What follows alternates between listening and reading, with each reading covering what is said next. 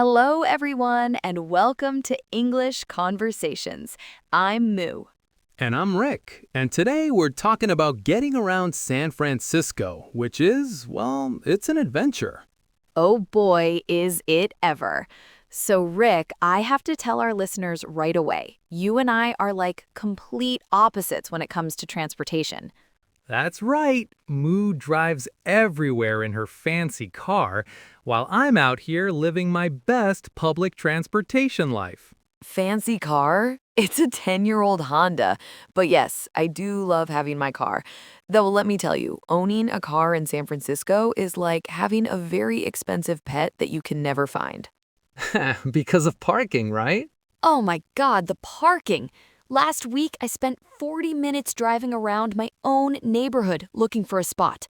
40 minutes, Rick! I could have walked to 3 different neighborhoods in that time. And this is why I take the bus. Well, one of many reasons. Okay, but be honest with me. Don't you miss having a car sometimes?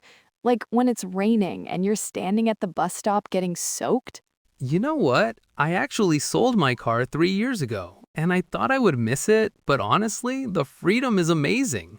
No more circling for parking, no more parking tickets, no more car insurance bills. Parking tickets? Don't even get me started.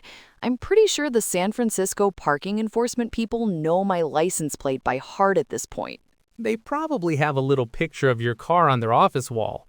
But seriously, how much do you spend on parking and tickets? Oh no, we're not doing math on this podcast. Our listeners didn't sign up for a horror story. But let's just say it's enough to take a very nice vacation every year. Ouch. Well, my Muni monthly pass cost me like $80, so... $80? I spend more than that on parking meters in a week.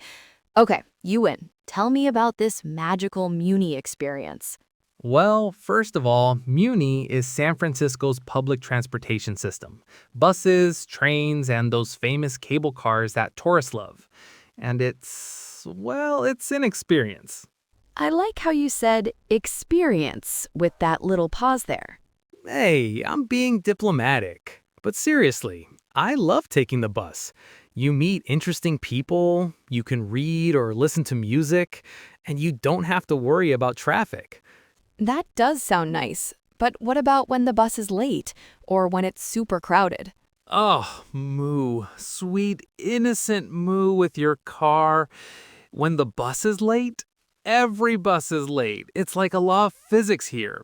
If a bus arrives on time, the universe is probably broken. Ha, so you just accept being late everywhere?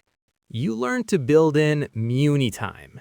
If I need to be somewhere at 2 p.m., I plan to leave at like 1:15 because who knows what will happen.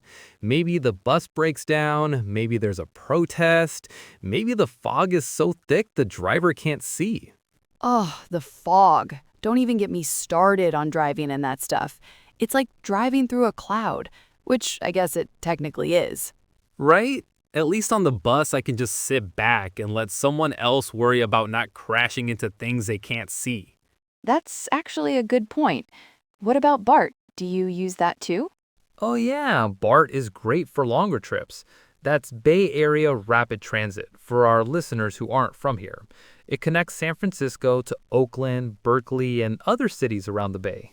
I use BART sometimes too, actually, especially when I'm going to Oakland because driving across the Bay Bridge during rush hour is basically torture. See? Even car people use public transport sometimes. BART is actually pretty reliable, and you can get from downtown San Francisco to downtown Oakland in like 15 minutes. Okay, I'll give you that one. But what about the cleanliness? I've heard some stories about BART. It's gotten a lot better over the years. Plus, I always carry hand sanitizer. It's like my public transportation survival kit. Hand sanitizer, headphones, and a book. You know what's interesting? I actually have a bunch of apps on my phone now just for getting around the city. There's the Muni mobile app, the BART app, City Mapper. Oh my God, yes! I have parking apps too. ParkWiz, Spot Hero, even that SF Park app that's supposed to tell you where the street parking is. though half the time the app says there's a spot, and by the time you get there, it's gone. That's so frustrating. At least with public transit apps, when they say the bus is coming in 5 minutes, it's only lying a little bit. And CityMapper is amazing because it combines everything: bus routes, walking directions, even tells you which car of the train to get on so you'll be closest to the exit at your destination. That is pretty cool. You know what I never thought about before I moved here? How much the neighborhood you live in affects your transportation choices. Like, I live in the marina, so I can walk to lots of places, but getting to the Mission or Castro by car is a nightmare because of all the one-way streets. Oh, absolutely. I live in the Richmond, and it's like living in a totally different transportation world. The buses here run more frequently to downtown, but if I want to go anywhere in the Mission, it's like a 45-minute journey with two transfers. Meanwhile, you marina people are so centrally located. True, but we pay for it in rent.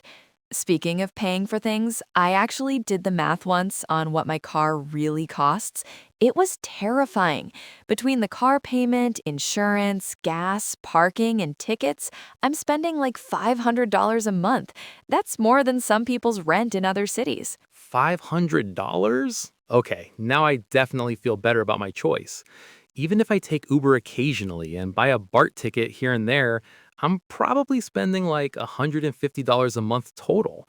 That's a lot of extra money for books and coffee. And books and coffee are way better than parking tickets. Plus, I have to admit, you're being way better for the environment than I am. Every time I see those electric buses, I feel a little guilty about my gas-guzzling Honda. Hey, at least you're thinking about it. And San Francisco has been getting more electric buses, and even some of those cool double-length buses that look like trains. One bus can carry 50 people instead of 50 individual cars sitting in traffic. When you think about it that way, public transit is pretty amazing. That is a good way to think about it.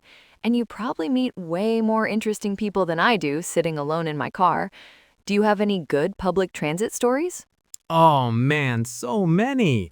Last month, I was on the 38 bus going to Ocean Beach, and this guy got on with a full-size surfboard. A surfboard on a city bus. He was trying to maneuver this thing through the aisle, and everyone was laughing and trying to help him figure out how to fit it. It was like a community puzzle-solving event. That's actually really sweet. I love that everyone helped. You never get that in a car, well, unless you break down, and then you just hope someone stops. Do you have any other good ones? Oh, there was this one time on BART when it broke down in the tunnel under the bay. We were stuck for like 20 minutes, and instead of everyone getting angry, this guy started playing guitar and people began singing along. It turned into this impromptu concert. By the time they got us moving again, people were exchanging contact information and making plans to meet up. That's amazing. You really do meet the best people. You know what I've noticed that's gotten better over the years? Accessibility. Like, most buses now have those ramps for wheelchairs, and BART stations have elevators. My friend who uses a wheelchair says it's so much easier to get around the city now than it used to be. That's really important. I've seen the bus drivers are really good about helping people too. They'll wait while someone gets settled or help with directions. It's one of the things I love about public transit. It feels more human, you know? Speaking of which, have you ever tried taking public transit during different times of day? It's like different worlds. Oh, I know what you mean. I've taken BART during rush hour a few times, and it's absolutely packed. Everyone's in suits with their coffee, looking serious and checking their phones. But then, if you take it on a Saturday morning, it's totally different. Families going to the farmer's market, tourists with their cameras. Exactly. And late night buses are a whole other universe. Friday and Saturday nights on the 38 or the Enjuta, it's like a mobile party bus. You've got people coming back from bars, night shift workers heading to work, and the occasional person with very questionable life choices who decided to bring a full grocery cart on the bus. A grocery cart on the bus? I need to hear that story later. But speaking of getting around the Bay Area, do you ever take public transit to other cities?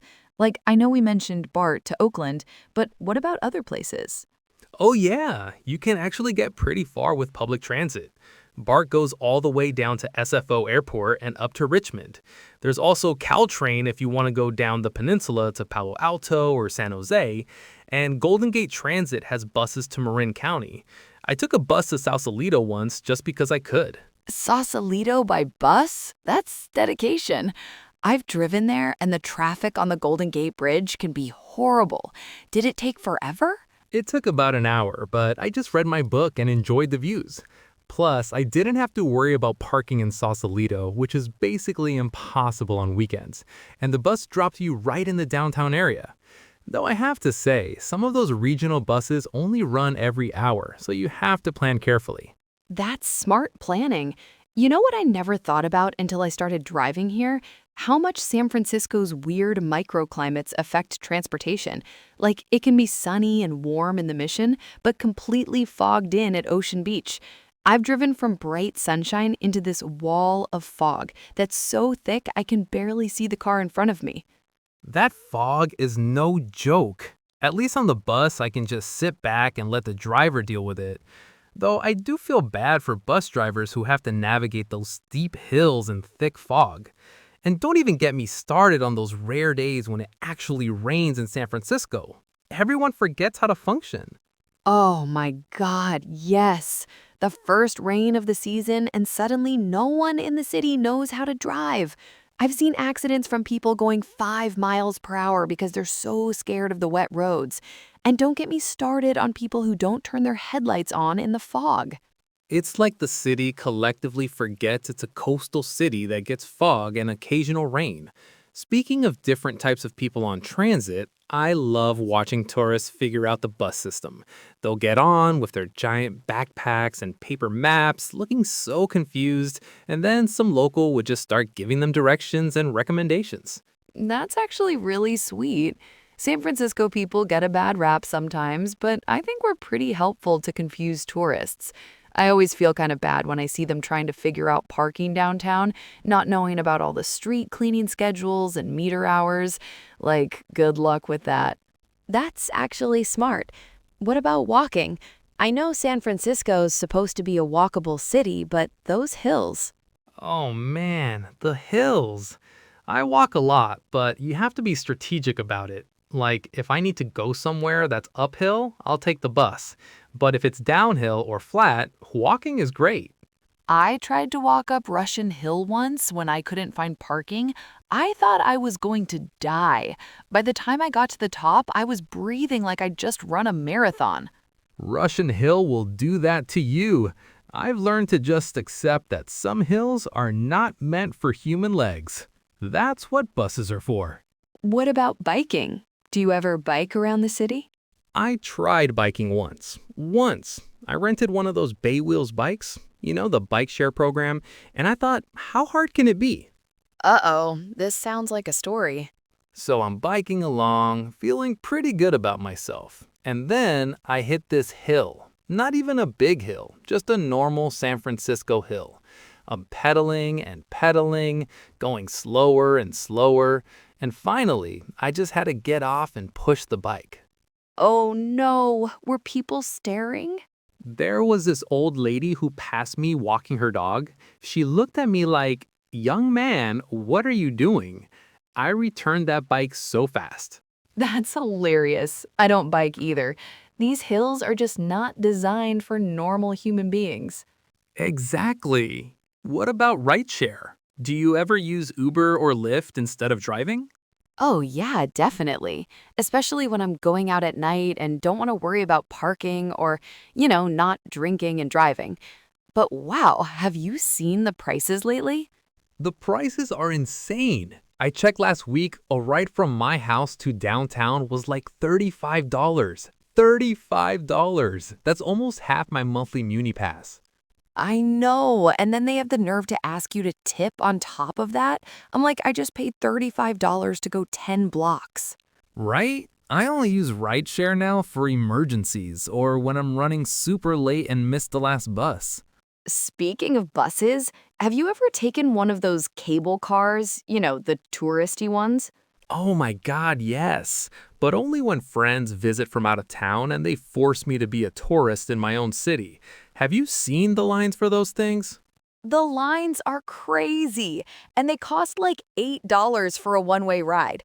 $8 to go a few blocks very, very slowly. But I have to admit, when you're hanging off the side going down those steep hills, it's kind of terrifying and exciting at the same time.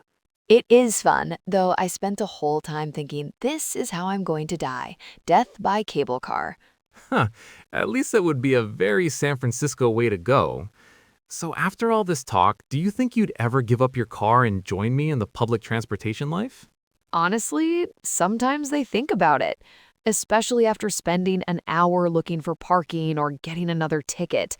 But then I think about grocery shopping without a car or wanting to go to Napa for the weekend and I chicken out. That's fair. And what about you? Do you ever miss having a car? You know what? For road trips, yes. And sometimes when it's raining really hard and I'm waiting for the bus, I think a car would be nice right now.